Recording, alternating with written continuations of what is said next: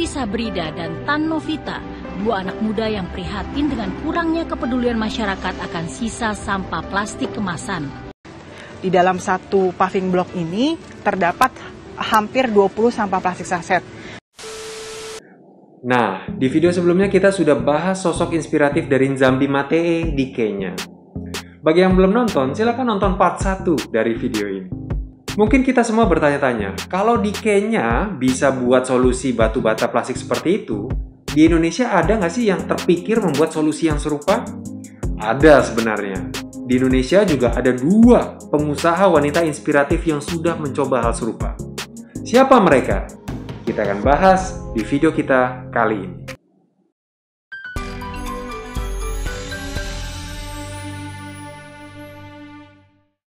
Sebelum lanjut, jangan lupa subscribe channel ini agar Anda tidak ketinggalan informasi inspiratif seputar bisnis dan juga industri plastik. Kalau Anda sudah subscribe, terima kasih sudah mendukung channel ini. Ovi Sabrina dan Novita Tan. Mereka berdua inilah pengusaha wanita yang inspiratif tersebut. Sama seperti Nzambi Matee, mereka berdua tergerak melihat masalah sampah plastik kita yang luar biasa di Indonesia. Dan bagaimana masalah sampah itu sudah sangat parah sampai mencemari lingkungan dan lautan. Makanya mereka berupaya mencari solusi untuk masalah ini. Dan lagi-lagi, sama seperti Matee, mereka memilih batu bata plastik sebagai jawaban dan solusi untuk persoalan sampah plastik kita. Mereka membangun perusahaan yang dinamai Rebricks, yang berfokus mengembangkan dan memproduksi batu bata paving block dengan campuran sampah plastik. Masalah kita di Indonesia memang kurang lebih sama dengan yang di Kenya. Tapi sampah plastik yang kececeran di lingkungan kita di Indonesia, yang banyak adalah yang terbuat dari plastik campuran kertas atau juga aluminium. Contohnya, seperti saset-saset kopi instan, saset deterjen, shampoo, sabun cair, sampai kemasan minuman, makanan, dan juga yang lain-lain lagi. Nggak ada yang mendaur ulang multi-layer plastik semacam ini, soalnya susah untuk memisahkan plastik dan kertas aluminium supaya bisa didaur ulang dan prosesnya mahal. Makanya pendaur ulang nggak mau berurusan dengan plastik semacam ini.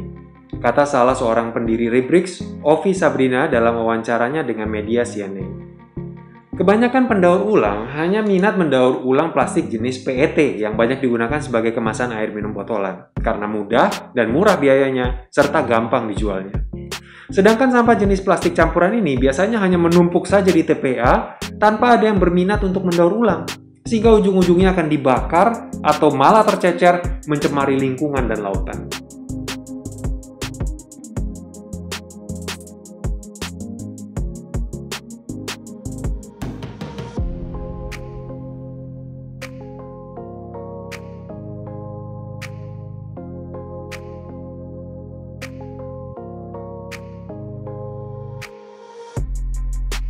Karena itu, Ovi dan Novita tergerak untuk bisa memanfaatkan sampah plastik yang tersisihkan ini supaya bisa jadi produk yang bermanfaat. Makanya di awal 2018, mereka berdua mulai bergerak menyusun rencana untuk menggunakan sampah plastik dalam produksi batu bata perusahaan mereka.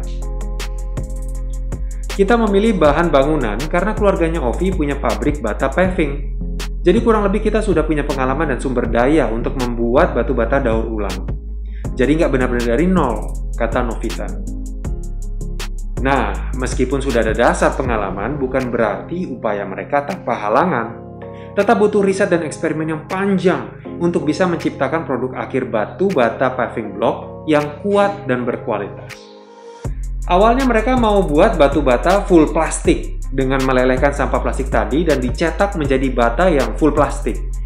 Tapi sayangnya, ternyata cara ini menghasilkan polusi asap yang berbahaya. Lagi pula prosesnya juga sangat rumit menurut mereka.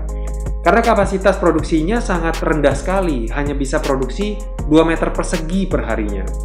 Kemudian mereka juga berupaya mencampur cacahan sampah plastik dengan semen. Tapi, ternyata campuran itu membuat batu bata akhirnya jadi gampang hancur, dan pecahannya malah mencemari tanah jadinya. Akhirnya mereka menemukan cara untuk membuat batu bata paving block yang berlapis. Jadi lapisan yang paling atas itu terbuat dari full semen. Kemudian lapisan bawahnya itu terbuat dari campuran semen dan cacahan sampah plastik. Kelihatannya cara yang terakhir ini cukup berhasil dan kuat. karena produk akhirnya cukup kuat untuk menahan beban sekitar 250 kg per cm persegi, sesuai dengan standar beban paving block di Indonesia. Jadi batu batanya akan cukup kuat untuk digunakan sebagai pavingan jalan mobil maupun juga jalan setapak untuk dilalui dan diinjak orang.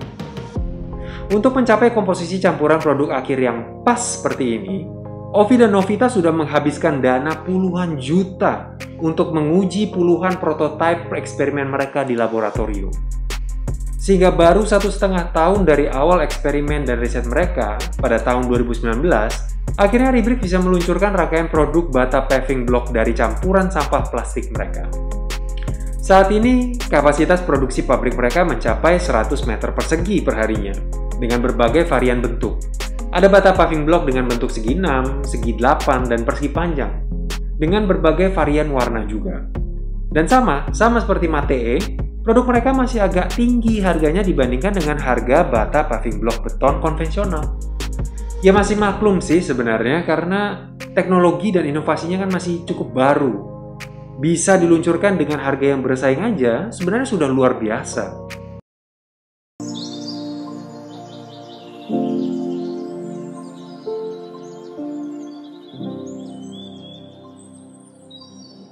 Madu asli memiliki banyak kandungan nutrisi yang sangat bermanfaat bagi kesehatan dan imunitas tubuh. Prima Plastindo bersama Madu Hutan Jambi mengadakan program hidup sehat mengajak sahabat dan rekan-rekan lainnya untuk mengkonsumsi madu lebah liar asli. Untuk mengikuti program hidup sehat ini dan cara memperoleh madu lebah liar asli, silakan cek di kontak bisnis atau Instagram Prima Plastindo.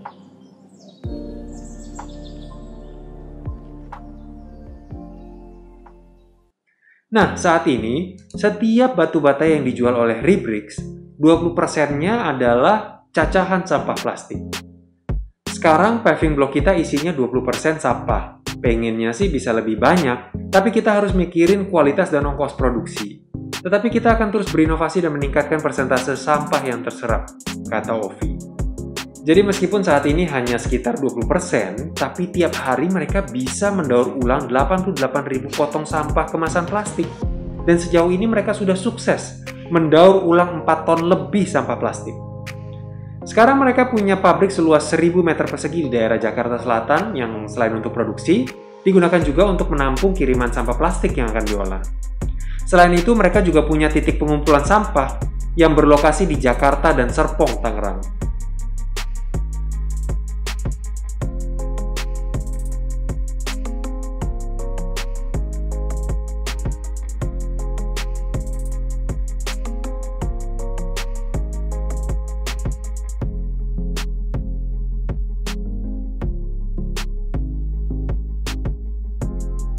Upaya mereka yang luar biasa ini juga mendapatkan sambutan yang tidak kalah luar biasanya dari masyarakat. Banyak yang menyambut positif inisiatif Ovi dan Novita dan bahkan mau ikutan berkontribusi. Responnya luar biasa, banyak banget yang mengirimkan sampahnya ke kita. Kita sebenarnya amazed sih orang mau repot-repot memilah sampah dan mengirim sampahnya ke kita, kata Novita. Jadi dari sini kita bisa lihat sebenarnya masih banyak masyarakat kita yang peduli dengan masalah sampah plastik ini. Cuma memang bingung saja bagaimana bisa cara berkontribusinya. Banyak yang sudah punya kesadaran dan sudah berupaya memilah-milah sampah mereka sendiri dan memisahkan sampah plastik mereka dari sampah lain supaya mudah didaur ulang. Tapi berhubung penanganan dan manajemen sampah kita di Indonesia ini masih kurang baik, sampah yang sudah terpilah tadi jadinya tercampur juga dan ujung-ujungnya terkumpul di TPA, sebaliknya daripada didaur ulang. Jadi tidak heran kalau banyak yang pesimis upaya memilah-milah sampah ini bisa berefek positif pada masalah sampah plastik. Makanya melihat upaya dari Ovi dan Novita ini, kelihatannya banyak yang jadi tergerak kembali untuk bisa membantu dan berkontribusi karena melihat hasil yang nyata dan jelas. Tidak hanya dari masyarakat sebenarnya, dari perusahaan besar pun ada yang tertarik bekerja sama dengan Ovi dan Novita. Kita sudah bekerja sama dengan perusahaan produsen makanan. Mereka mengirimkan sampahnya ke kita daur ulang jadi paving block, dan hasilnya mereka beli lagi untuk dipakai program CSR mereka, kata Ovi. Dengan bantuan kontribusi dan respon yang positif ini, kedepannya kelihatannya usaha Ribrix milik Ovi dan Novita ini kelihatannya bisa bertambah lebih besar lagi. Sehingga jumlah sampah plastik yang bisa diserap dan didaur ulang semakin besar juga. Dan kelihatannya memang seperti itu rencana dari mereka berdua. Mereka terus berinovasi supaya bisa meningkatkan serapan sampah plastik dalam tiap produk batu bata mereka, dan mereka juga sedang mengembangkan lineup baru batu bata untuk diproduksi. Saat ini Rubrik sedang mengembangkan varian batako, campuran plastik yang dapat digunakan untuk membangun dinding atau tembok. Berbeda memang dengan bata paving block yang harus ketahanan tekannya tinggi, standar kekuatan batako cenderung lebih rendah, dan karena akan diplester, jadi tidak perlu terlalu takut pecah atau takut tercecer nantinya. Dengan begitu, jumlah sampah plastik yang bisa diserap di tiap produknya akan jauh lebih tinggi lagi daripada bata paving block. Memang gara-gara pandemi ini banyak laboratorium yang tutup, sehingga mereka mengaku bahwa pengetesan prototipe yang mereka sudah siapkan jadi tertunda. Sehingga mereka berencana akan meluncurkan produk baru ini tahun depan kalau tidak ada halangan lebih lanjut. Nah, itu tadi adalah sosok Ovi dan Novita yang memberikan inspirasi nyata dalam penanganan sampah plastik di Indonesia. Kalau terus berkembang, ini pasti bisa menjadi solusi sampah plastik kita. Dan pada saat yang bersamaan, juga mendukung industri konstruksi dan pembangunan yang lebih green dan lebih sustainable. Bagaimana menurut Sobat Prima Plastindo sendiri? Apakah menurut Anda ini bisa jadi solusi masalah sampah plastik kita di Indonesia? Tinggalkan pendapat Anda di kolom komentar di bawah, dan jangan lupa like dan share kalau Anda menyukai video ini. Sampai ketemu di video berikutnya.